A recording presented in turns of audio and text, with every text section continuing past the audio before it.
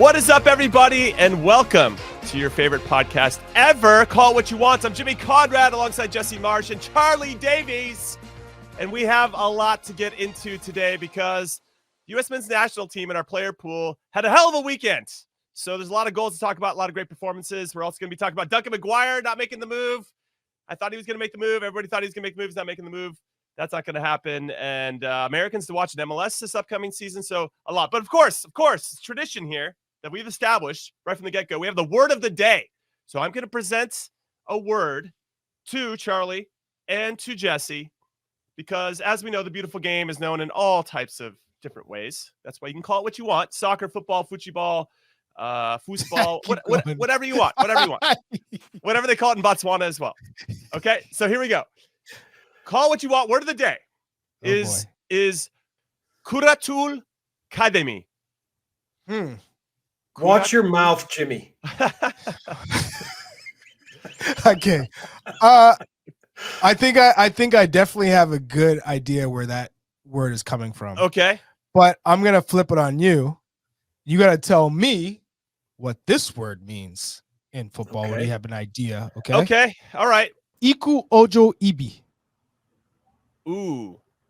I like that one. I'm going to say Botswana because that's been a running joke with us. You guys said Botswana. Could you repeat that again? I just want to get the pronunciation right. Yes. Iku ojo ibi. I believe, I'm not sure exactly where that's from, but I believe it means happy birthday. It does. To our own. And it is Nigerian.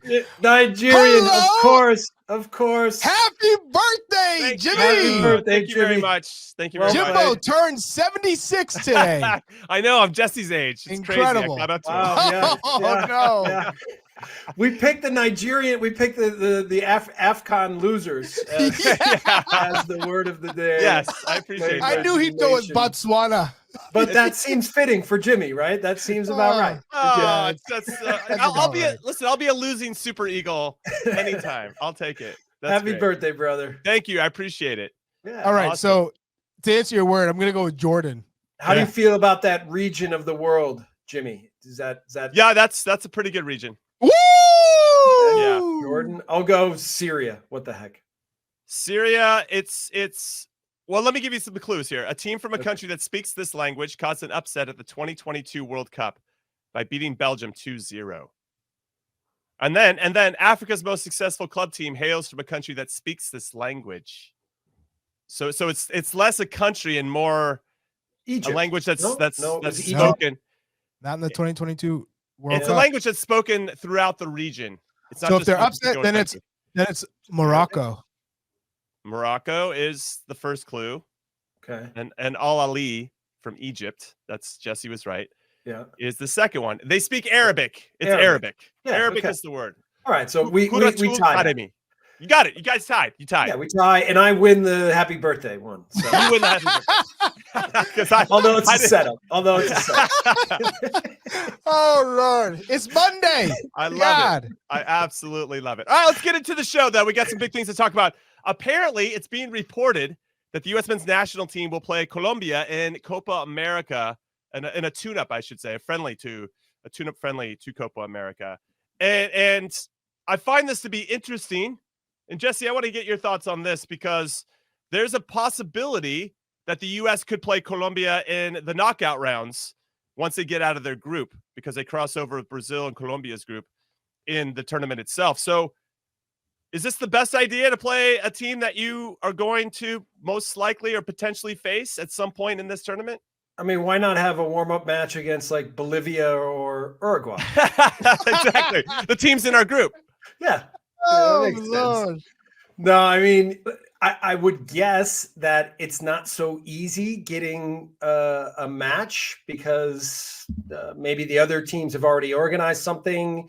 Getting a European team maybe doesn't make sense in the moment, and maybe they're busy with the Euro preparation. So I don't think it's ideal to play a team that you could see in 3 weeks, 2.5 weeks, but obviously you need a good game. And I think that Colombia fits that category. So, but for me, not ideal, certainly not ideal.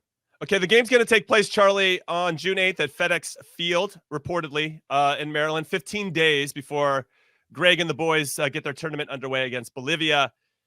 And I think what's interesting is that they're trying to get a second friendly.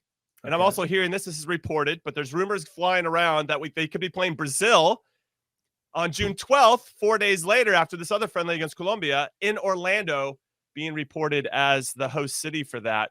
Again, we would be crossing over with both Brazil and Colombia. These are great games, to Jesse's point, but still competitively or trying to find that competitive advantage, I guess it's the same for them. Why would they want to play us when we could get a little bit of a better look at them prior to a big tournament? But still, it's crazy. I don't know. Yeah, I mean, if you're not playing Brazil or Colombia, then it's Argentina, right? That's who you'd want to play.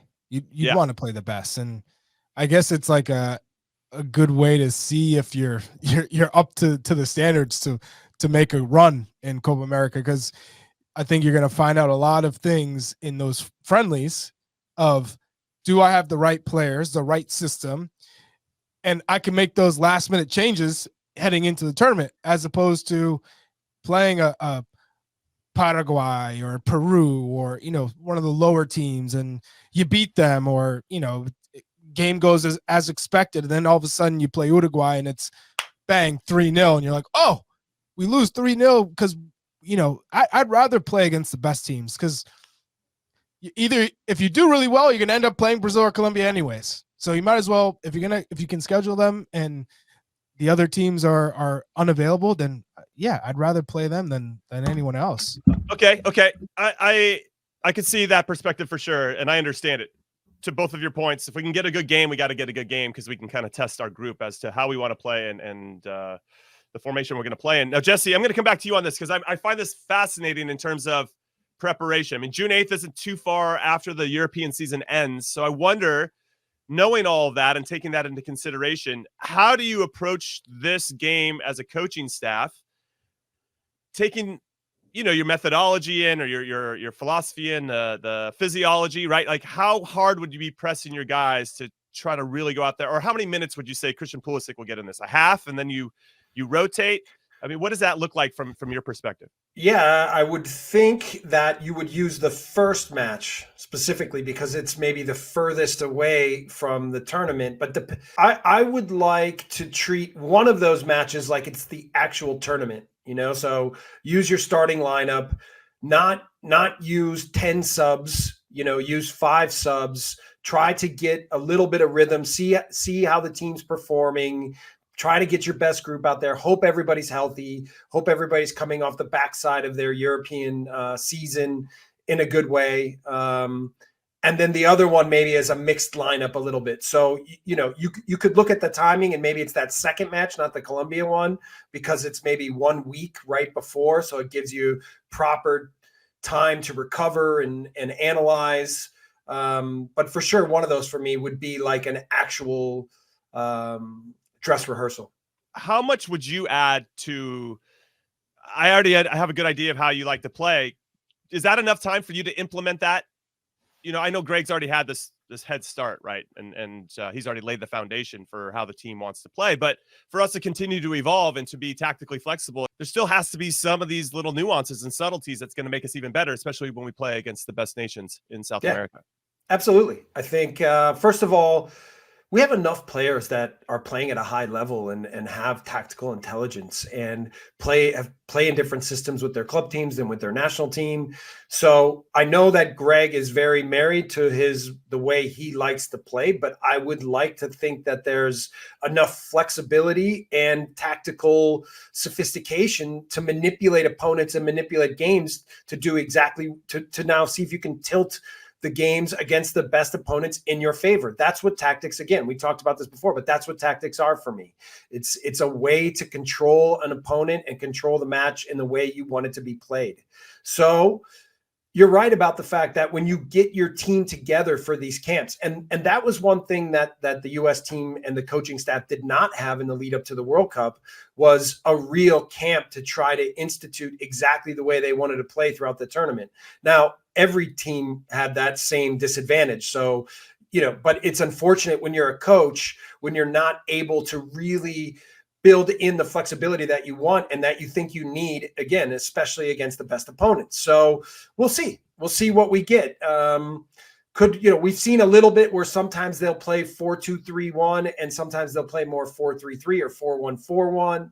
So I would hope that we could institute more flexibility than that, sometimes playing with 3 in the back, sometimes playing with 2 strikers, sometimes ability to use more flexibility and the weapons that you have to now tilt the game in your favor against the best opponents on any given day.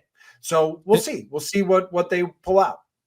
And to build off of what Jesse just said in terms of players being smart enough and capable enough to change with the tactics in game and before game, prior to the game, is because you look at players like Weston McKennie, who's played every damn position known to man. You look at Christian Pulisic, who's primarily playing on the left, now playing on the right. He's played in the center for the U.S. in previous years. We've had Timothy Weah play right back, left back, right wing. So you have players who are Chris Richards playing in the midfield in the English Premier League as a center back.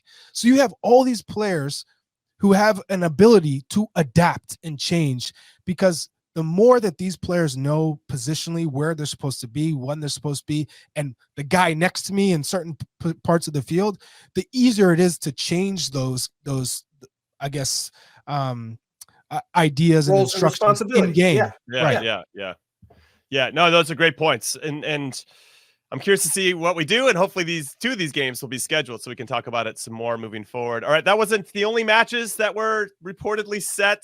U.S. Soccer has announced that our U.S. U-23s will have its first match of 2024 in late March as they prepare for the Summer Olympics in Paris, France. Marko Mitrovic, the coach, they're going to square off with France, and this is going to be a tough one. France is very good. This is what Mitrovic had to say. It's an exciting opportunity for us to play France, the Olympic host and a strong soccer nation. France is consistently one of the world's top teams at every age group. This match provides a great chance for us to face another challenging opponent as we continue preparations for the Olympic Games. So I guess my big question, and Jesse, I'll come to you first. What should our expectations be for this particular group? Because we haven't qualified for the Olympics in 16 years, something crazy. And yes, we have plenty of talent, but this is going to be a tough tournament. And so I kind of want to know where I should be placing my expectations. A lot of it for me will depend on what kind of teams these best countries pull together.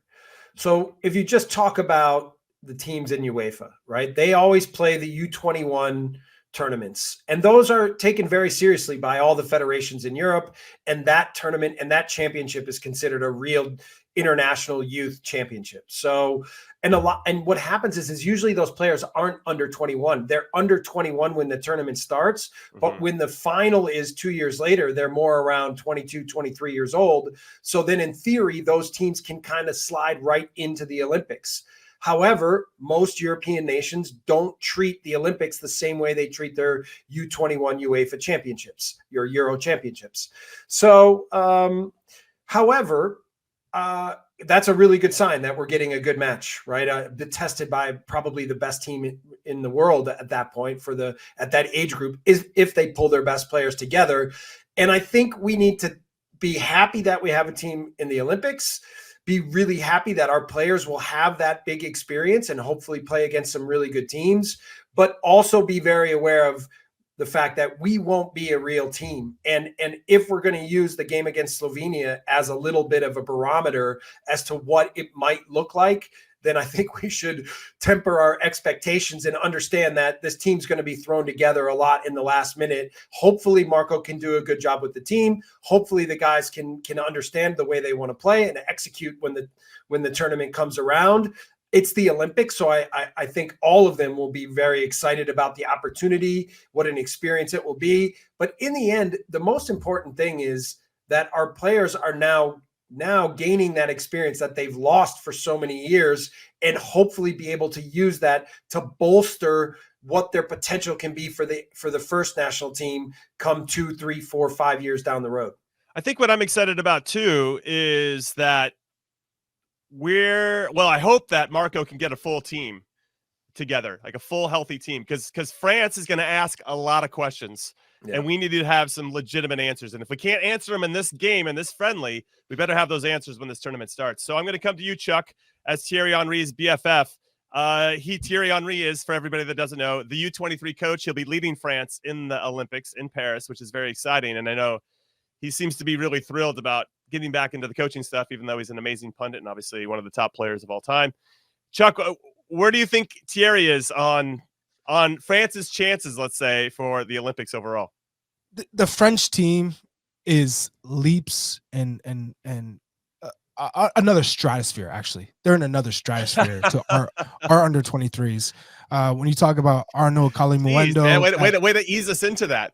I know, but these players are so you look at the under 23s that we can play, but they're all part of our first team. So you're not going to get them for even the Olympics. I think will be very difficult to get one or two of them.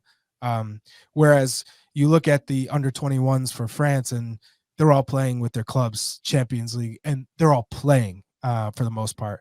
And they're all stars. So it's going to be very difficult, but it's a great match to see where we stand against them.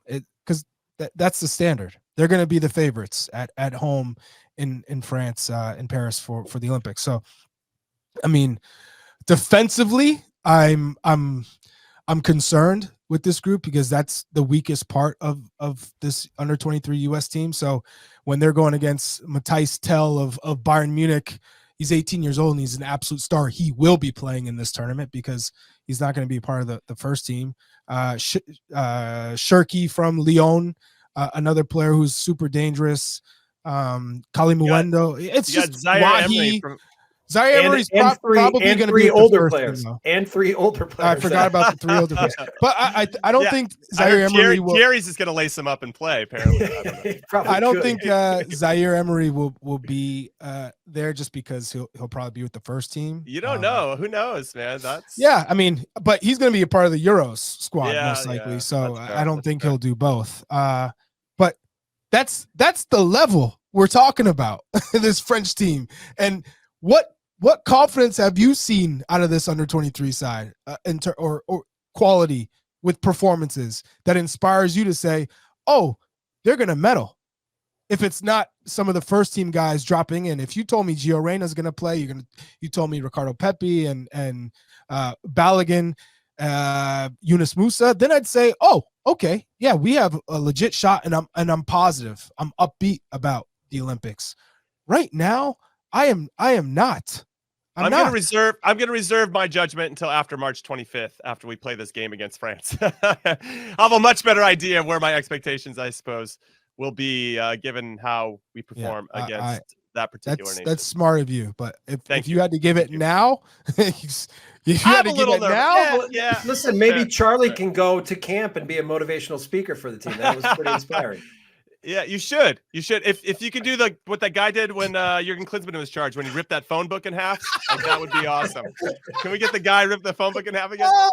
I'm gonna come in just with my head on fire. God, guys, unbelievable. All right, we're gonna take our first break of Call What You Want. When we come back, we're gonna talk about Duncan McGuire. Poor Duncan McGuire.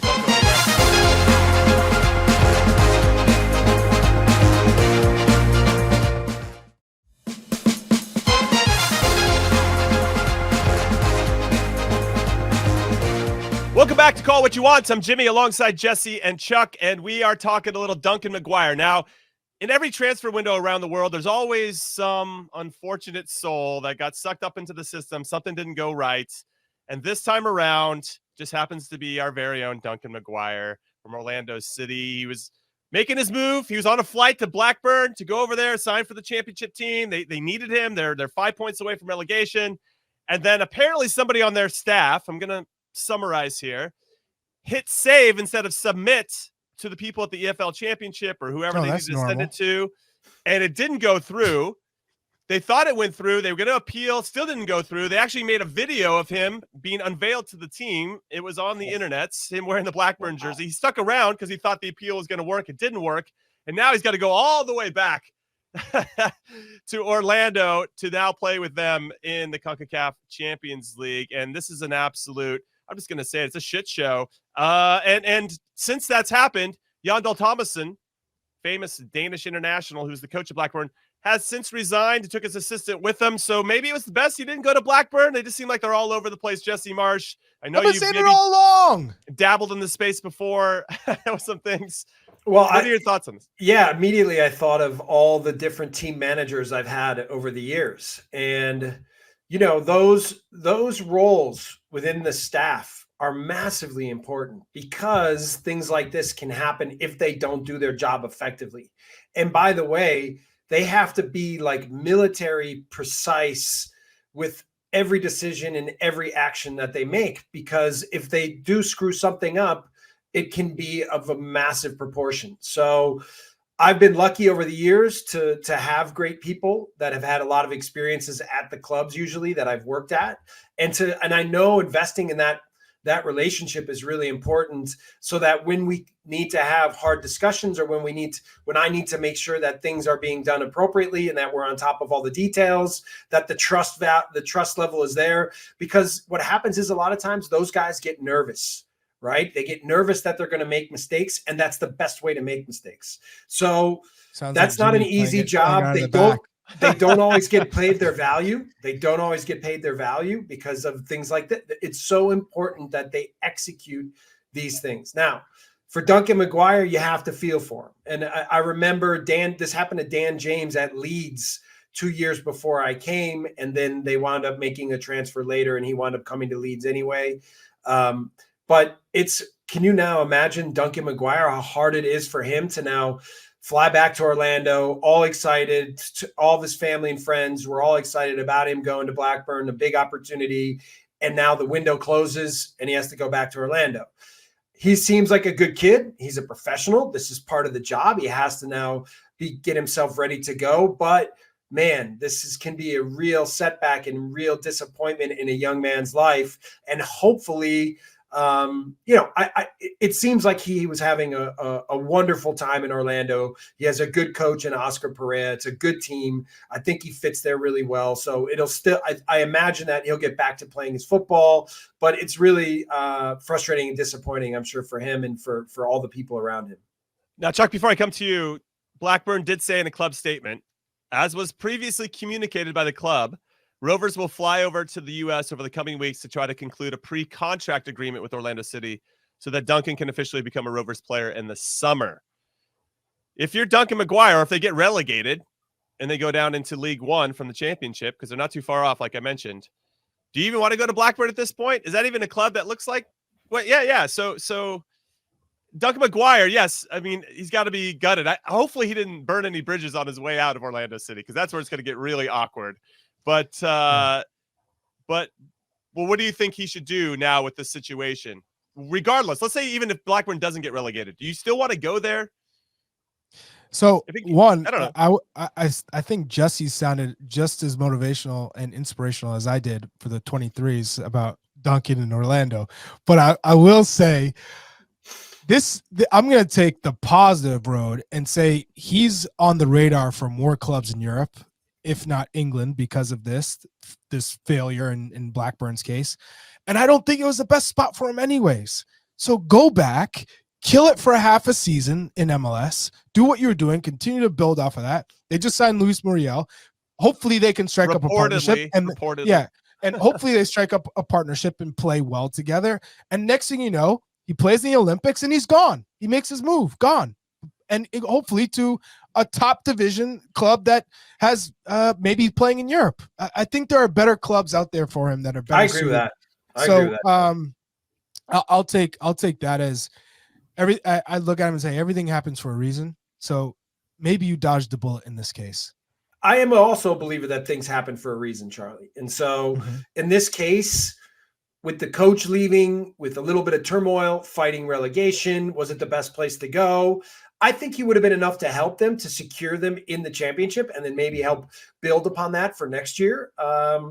But you're a young man. You play your football, enjoy your football, go after it, enjoy your team. Like Orlando's a good place for him. Like as long as you enjoy your football and keep pushing and working hard, finding ways to achieve your potential, doors will be open for him in the future. No doubt. you always have to try to get better than you were the day before. And if you have that mentality, it can take you places. I think we can all speak to that when we used to play as well. All right, we're heading into our second break of Call It What You Want. We got Americans Abroad coming up next. We got a lot of goal scorers. We have a lot to talk about. It's going to be a lot of fun, so don't go anywhere.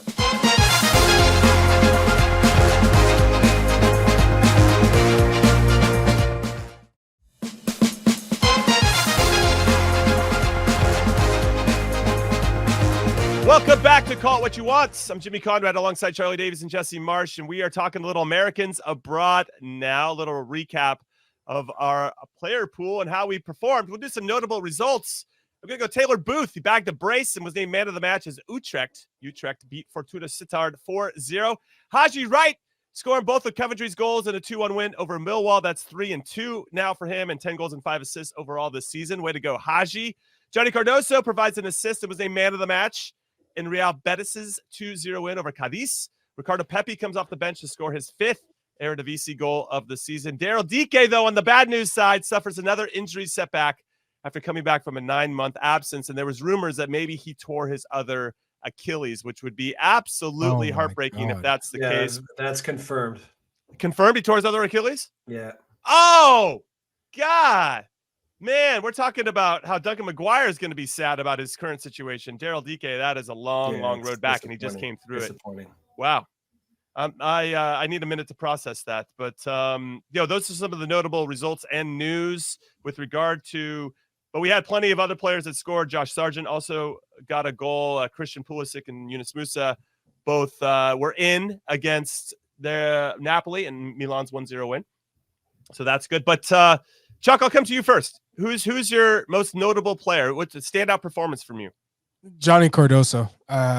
So I was watching Cadiz and Real Betis, and I was curious, how does he look in the midfield?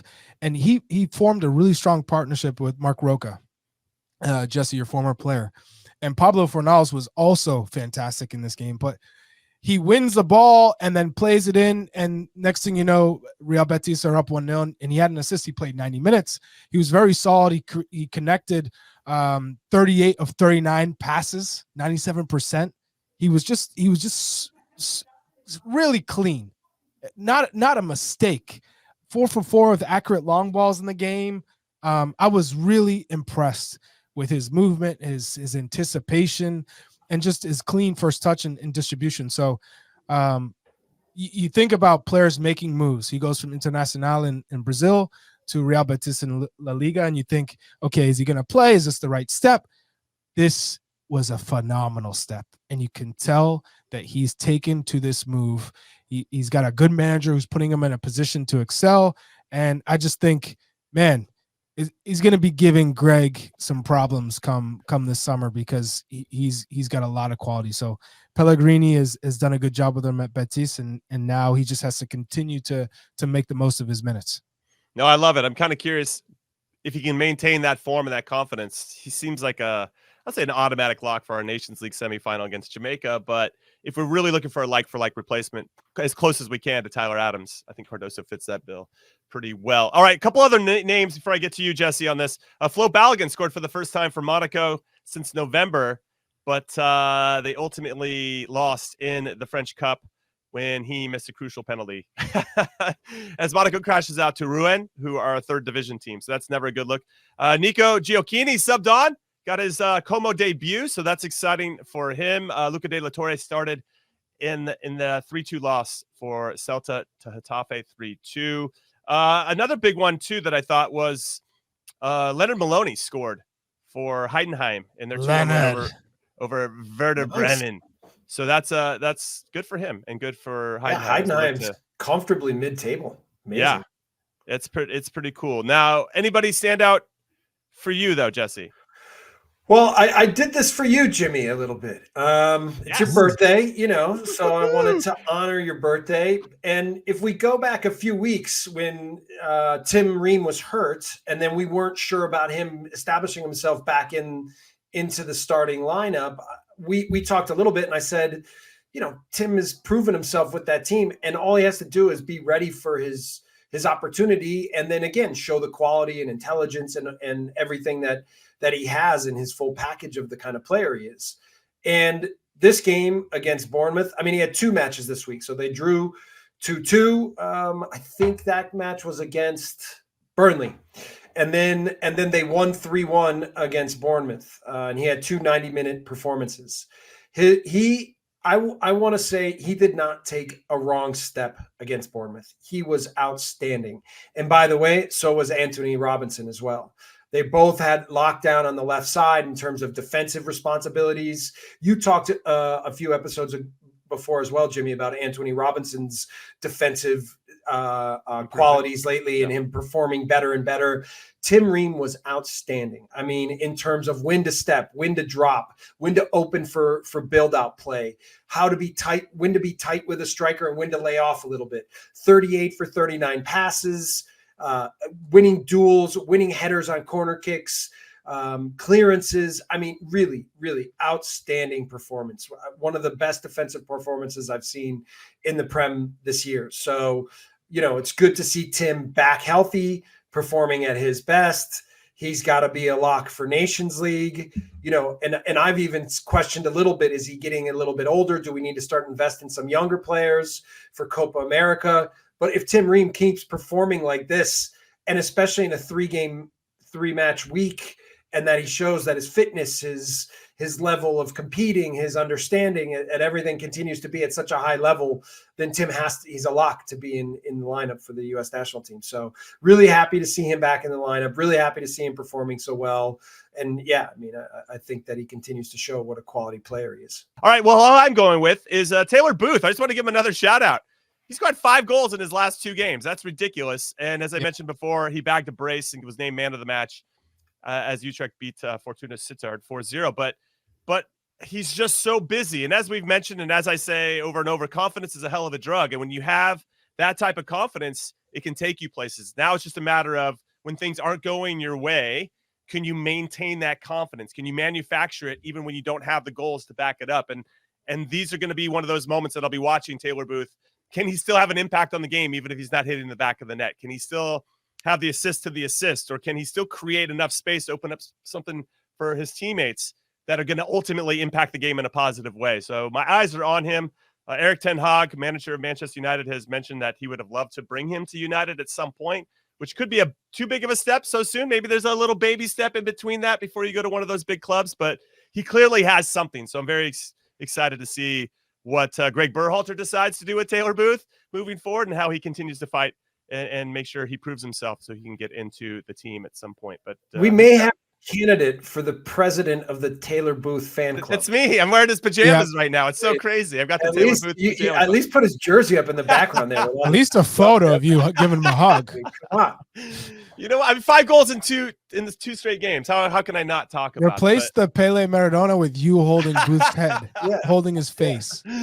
Absolutely. I love that. All right. Well, we got some upcoming fixtures for our player pool coming up. It's also a Champions League week and a Europa League week, but we got Real Betis taking on Dinamo Zagreb. That'll be happening Thursday in the Europa League. AC Milan taking on Rennes. Make sure that you guys check us out. We're going to have a recap podcast for these results on Friday. So 2 podcasts in 1 week. Call it what you want. Yeah, you're lucky. You're welcome also. And then Saturday, Celta Vigo taking on Barcelona. Not the same Barcelona, not the Barcelona you grew up with. No, this is other kind of, this is definitely like an imposter version of this Barcelona. Another one, Hellas Verona taking on Juve. That'll be happening on the Golazo channel. And then Monaco versus Nothing Toulouse. Yeah, that's my bad joke. That's happening 9 a.m. We'll see if Flo Balogun can get back into the starting 11. He came off the bench this past weekend. So yeah, big games. It's your birthday. We'll let you get away with that joke. Yeah, thank you. It's a dad joke. I'm also old. Jimmy. You got me there with that one. It's a dad joke. It's a dad joke. You're honoring your age with that. Well, you know what? I'm going to need a moment. So we're going to take a break. When we come back, though, we're going to talk about the MLS and get into our preview for this upcoming season, including Americans to watch in the context of potential U.S. men's national team call-ups. So don't go anywhere.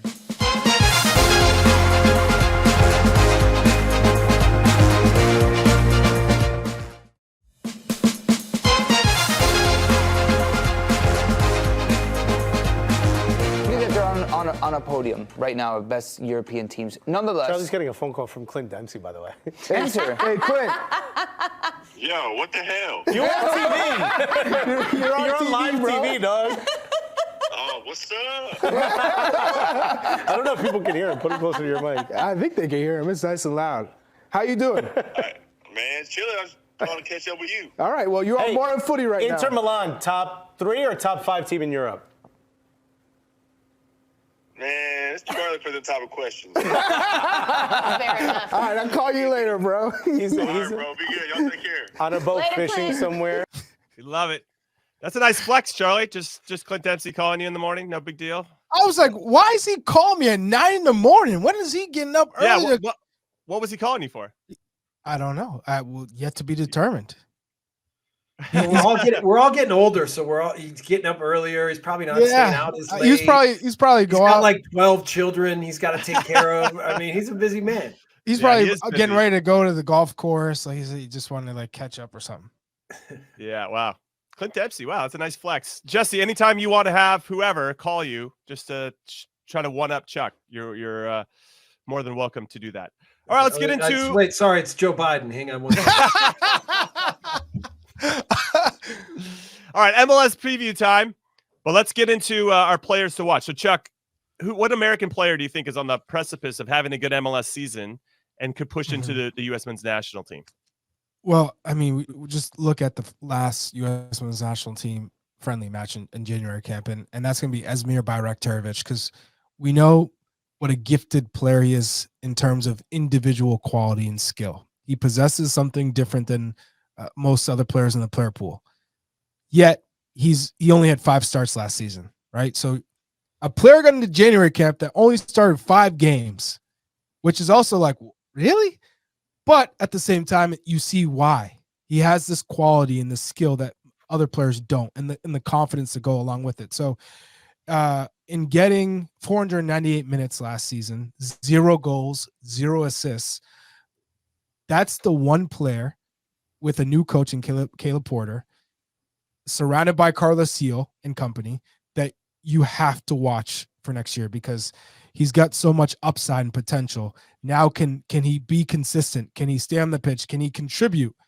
And then you have the Olympics. So this is one player I'll be watching very closely. Of course, I live in New England, so and call those games. So I'll be watching him really closely and see how he continues to develop. All right, I like that shout. I'm curious to see how he plays for new coach New England Revolution, Caleb Porter, who does have a tendency of trusting and playing a lot of young players, so that could fit the bill quite nicely. I'm going to go next. Charlie just wanted to say his name. He says his name so well that I think he just wanted to use this opportunity. I better. I call the damn games. Yeah, that's fair. That's fair. All right, Jesse, I'm going to go next. I'm going to go with the LA Galaxy and LA Galaxy's Jalen Neal. Now, the Galaxy were one of the worst defenses in the league last year. They gave up 67 goals in 34 games. Jalen Neal only, unfortunately, played in 16 of those. He ended up having sports hernia surgery, and it's being reported now that he's going to be out for another 6 to 8 weeks. Now, I already made my pick about Jalen Neal. He's a 6'3", 20-year-old center back. He's got already 6 caps for the U.S. men's national team, so he's clearly on the radar. But I thought, man, if he could really show that steadiness that we were talking about with Tim Ream in a way where he just keeps the highs and the lows at a minimum, that maybe he could break in. I think there's room for that in that particular position for our player pool. But this new setback of 6 to 8 weeks is heartbreaking for him. So hopefully he can find a way to get back into it. The Galaxy are going to need him, and they're going to need some type of jolt. Because if they don't have a good first 10 games, I think that Greg Vanny can be on the chopping block. And I think Austin FC, Josh Wolf is in the same boat. Like, you have to have a good first 10 games that really demonstrates your identity and your philosophy. That's what I was going to throw that at you, Jimmy, is do you think that interferes with his progress and also getting match time? Because Greg Vanny's going to be on the hot seat, scorching hot seat as the season starts. So if they don't do well, like, do you see him playing a young Jalen Neal if he's still coming back from injury? He's missed so much time, giving him the time he needs to get up to speed? Or do you think he's like, every game could be, my last, I'm going to go with, veterans or guys who have been training, I'll be honest, the veterans are the guys that have been letting Greg Vanny down. So at this point, why not just roll out, not everybody, I shouldn't throw everybody under the bus there, but Jalen Neal, I think, has demonstrated he could be the guy. But I understand where you're coming from, and that desperation does elicit different types of emotions and maybe tactical formations. So we'll see. Jalen Neal missing the first 6 to 8 weeks is going to be heartbreaking. We'll see if he gets thrown into the dumpster fire right when he comes back. That'll be kind of to your point. Do you roll him out right when he gets healthy because he's your best option or one of your best options? So the Galaxy in particular, right? The most successful club in MLS history, 5 MLS Cups, more than anybody else, now being overshadowed by their noisy neighbor, LAFC, who are having more recent success. And so they need to have a type of response that demonstrates that they're ready to be one of the top clubs in the league again. And I don't know, they got some work to do. All right, Jesse, how about you? Any names that we should be paying attention to? I looked at this a little bit differently. I looked at, okay, where is the U.S. roster a little bit weak? And I think I focused a little bit in the back and specifically at outside back, fullback. Mm-hmm. And like if Anthony Robinson goes down, what happens? Well, probably Dest goes to the left and then Scally comes in and plays on the right? But I think that we need to have some alternatives at left back as well. So I went with Sam Vines. And I know he didn't have his greatest European adventure when he went to Royal Antwerp. But I still think it's a player that athletically has enough to play at the highest levels. And being left-footed, a left back, he can provide some attacking prowess on the left wing at times. Defensively, maybe he lets himself down at times. But I think that knowing Chris Armas, knowing the kind of coach he is, knowing the kind of person he is, I think he can really help him develop more and more and more and help bring the best out of him. So I think that's what if I'm the national team coach, if I'm Greg Berhalter, that's what I'm looking at. Is I'm looking at, okay, not just which players in MLS are performing well. Like we have a lot of attacking options in Europe, right? And guys that are performing at high levels that have high quality. So you could talk about guys like Luciano Acosta, and you could talk about bringing in some of these types of players. But I think if I'm the national team coach, I'm looking specifically at, okay, where is our roster a little bit weak and what kind of players do I think have a chance to establish themselves in the group now and help us at Copa America and then eventually at the World Cup? Jesse, do you rate him over Tolkien and Caleb Wiley? I rate him for now. I'd say at least he's in that category and has potential to emerge at a higher level than them. But let's see. Listen, I thought about Tolkien as well, and I thought about Wiley as well. But I want to see Sam Vines coming back from Europe, playing for Chris Armas in a system where I think Chris he needs outside backs who are aggressive, who are going to be on the front foot. So I think there's potential for him to develop under Chris. So the combination of all these things is the reason why I'm going to keep my eye on him. I was going to ask you guys who is going to be champion of MLS this year, but I just don't know. I don't know if you can give a real sound answer with any real It's the same every year. Is it? FC tough. Cincinnati? Yeah, no, it is tough. FC Cincinnati looks like the team that is probably the best position to make it happen. But I like Houston Dynamo. I like what Ben Olsen and Pat Onstad have put together there. And don't sleep on LAFC either. No, you can't. So it's going to be a great and very competitive MLS season in multiple competitions. So it should be a lot of fun to see how this whole season plays out. All right, we're going to get into our last break of Call It What You Want. When we come back, we're talking a little sin bins or blue cards or all kinds of new rules that may or may not happen, but we're going to talk about it anyway.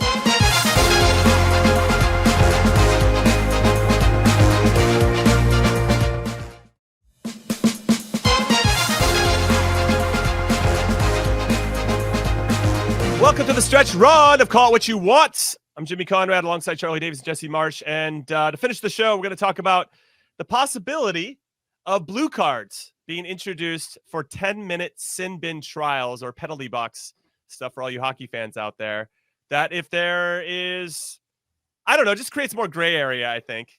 And I've heard from some of the top managers around the world, Jurgen Klopp and Carlo Ancelotti, and I kind of loved how they summarized it, which was, the game should be more simple, less complicated. That we need less rules and instead of more of them. But anyway, if I guess this is for some room for dissent or different. I don't know. They're going to figure out where the blue card comes in. But I know for a fact that and I kind of like this one where if a guy's in, those tactical yellow card fouls where it's a 3 versus 2 in midfield and you can see that it's going to break and then somebody just comes in and horse tackles or 2-foot somebody or whatever it may be, but it's enough to slow that attack down. It seems like an automatic yellow, and it doesn't seem fair that the team that was going to have a very good attack now has to get slowed down, and now the opposing team can get 11 people. That's back part of the ball. game. I get that, but I could see where a blue card that for me, yeah, take them off for 10 minutes because how about for simulation? How about for simulation for diving? That's another good one too. So I kind of like the rule, to be honest. I like that. What happens if a keeper gets a blue card? Then what?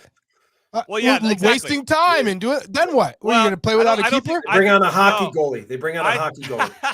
I don't think keepers should fall into that just for that exact reason. But maybe they have their own. I don't know what it is. Nah. But I like the blue card for specific incidences where you don't want to throw anybody out, right? You don't want to throw anybody out for their second yellow or for simulation. But to make that team suffer for 10 minutes feels like a nice happy medium. So there are areas of the blue card that I like, but ultimately I think it's going to cause a lot more headache and stress and tension than we probably want in the game. Those are my thoughts. Jesse, what about yours? I'm with when you say Klopp and Ancelotti about keeping the game simple. Listen, first of all, being a referee is miserable, right? This is a tough job. And by the way, every country I've gone to, they all complain about their referees and they say they're terrible and they don't do this well and they don't do that well. I've in Germany specifically, I think the referees are quite good. But at the when I was in the Bundesliga as an assistant and as a head coach, there were a lot of veteran referees that were still around and that are now gone. But you're just now introducing more rules, maybe more things to have VAR off of, more complicated things happening within the game. Keep the game simple. Keep the rules simple to understand for the fans. I get it that sometimes things happen on the pitch that take advantages away from the game. But like Charlie said, like the smartest defenders know how to use the rules to benefit them. And by the way, with offsides and with everything happening in the game, they're making it harder and harder for players to defend, for penalties, for handballs in the box. Let's keep it simple. Right. If anything, let's take away some rules. I would be more of a proponent for finding ways to simplify the game. So, yeah, I don't like it. I don't like it. Yeah. One thing I'll add to what you just said was consistency. When refs call a game, all you want as a player, just if you're going to call the game in that particular way, then just stay consistent with the way you're calling that game throughout the whole game. Handballs in the box are a perfect example. Right.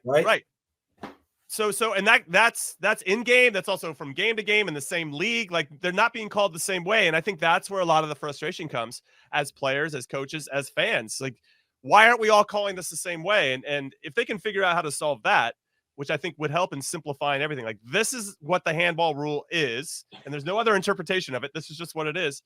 But yeah, human error is part of it. Chuck, your thoughts? Yeah, I'm yeah. I'm always going to be just keep it simple.